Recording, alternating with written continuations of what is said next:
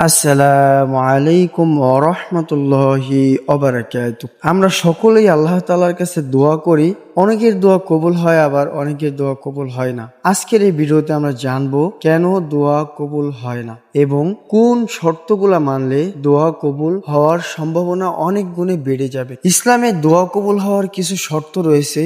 এমন 5টি শর্ত আজকে আমরা এই ভিডিওতে জানবো ইনশাআল্লাহ। প্রথমত যে শর্তটি রয়েছে ইখলাস ও মনোযোগ। দোয়া কবুলের প্রথম এবং প্রধান শর্ত হলো তা শুধুমাত্র আল্লাহ তাআলার উদ্দেশ্যেই হতে হবে এবং মনোযোগপূর্ণ থাকতে হবে। হাদিসে এসেছে, নবী করিম সাল্লাল্লাহু আলাইহি ওয়াসাল্লাম বলেছেন, তোমরা আল্লাহ তাআলার কাছে এই দৃঢ় বিশ্বাস নিয়ে দোয়া করো যে তিনি অবশ্যই তোমাদের দোয়া কবুল করবেন। আর জেনে রাখো, আল্লাহ তাআলা কোনো অমনোযোগী বেখেয়ালের দোয়া কবুল করেন না। এরপরের যে শর্তটি সম্বন্ধে আমরা জানবো সেটা হলো হালাল উপার্জন ও হালাল খাদ্য গ্রহণ করা। দোয়া কবুলের একটি অন্যতম কঠিন শর্ত হলো দোয়াকারীর উপার্জন ও খাদ্য অবশ্যই হালাল হতে হবে। নবী করিম সাল্লাল্লাহু আলাইহি ওয়াসাল্লাম এমন একজন ব্যক্তির কথা উল্লেখ করেছেন, দীর্ঘ সফরের ক্লান্তিতে হাত উঠিয়ে দোয়া করে, কিন্তু তার খাবার, পানীয়, পোশাক সবকিছুই হারাম পন্থায় অর্জিত। এরপর নবী করিম সাল্লাল্লাহু আলাইহি ওয়াসাল্লাম বিস্ময় প্রকাশ করে বললেন, কিভাবে তার দোয়া কবুল হতে পারে? সহিহ মুসলিম হাদিস নাম্বার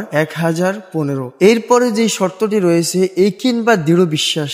দোয়া করার সময় আপনার মনে অবিচল বিশ্বাস থাকতে হবে যে আল্লাহ আপনার দোয়া কবুল করবেন। কোনো সন্দেহের অবকাশ রাখা যাবে না। অনেকে দোয়া করার সময় মনে মনে ভাবেন আল্লাহ তাআলা হয়তো দোয়া কবুল করবেন, নয়তো দোয়া কবুল করবেন না। এই ধরনের দুর্বল বিশ্বাস নিয়ে দোয়া করলে সেই দোয়া কবুল হওয়ার সম্ভাবনা খুবই কম। 4 নাম্বার যে শর্তটা সেটা হলো ফল লাভে তাড়াহুড়া না করা। তাড়াহুড়া করে ফল চাইতে থাকলে দোয়া কবুল হয় না। আল্লাহ তাআলা কখন দোয়া কবুল করবেন সেই ধৈর্যের পরীক্ষা দেওয়ার দোয়াকারীর জন্য জরুরি। হাদিসে আসছে, রাসূলুল্লাহ সাল্লাল্লাহু আলাইহি ওয়াসাল্লাম বলেছেন, তোমাদের প্রত্যেকের দোয়াই কবুল করা হয় যদি না সে তাড়াহুড়া করে। সাহাবীরা জিজ্ঞাসা করলেন, কিভাবে তাড়াহুড়া করে? তিনি বললেন, যখন সে দোয়া করলো এবং বলল আমি দোয়া করলাম কবুল হলো না, তখন সে হতাশ হয়ে দোয়া করা ছেড়ে দেয়। সহিহ বুখারী হাদিস নাম্বার 6340। গুনাহ থেকে তওবা ও সৎ কাজের আদেশ করতে হবে। 5 নাম্বার শর্তে বলা হয়েছে গুনাহ থেকে তওবা করতে হবে এবং মানুষকে সৎ কাজের উপদেশ দিতে হবে। দোয়াকারীর অন্তর পবিত্র